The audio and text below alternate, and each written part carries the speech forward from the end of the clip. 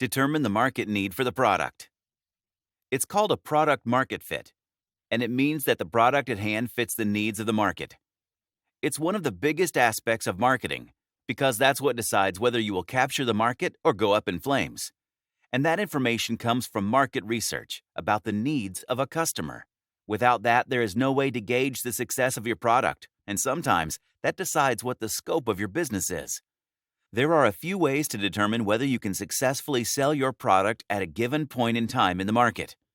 In 2018, Forbes magazine called this a hair on fire problem.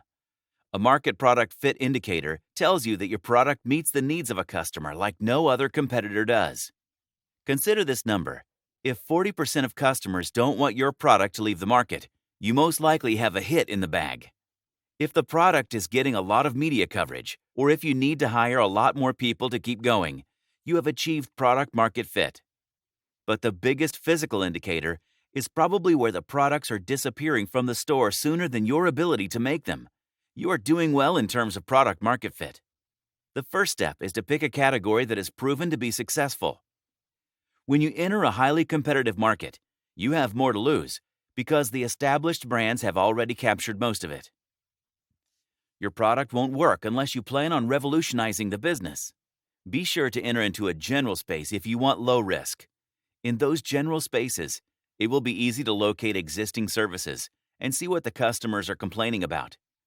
That helps you find a pain point relatively easy, and you don't have to find or manufacture customers for your product.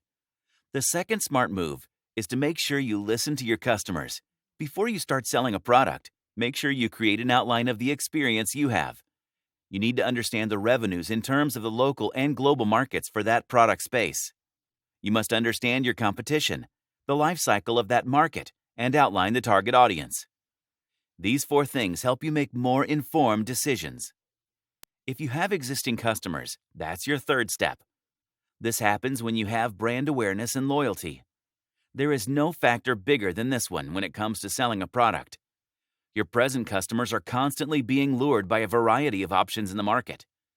While you focus on getting new paid customers, don't forget to keep listening to the existing ones and how their needs are changing.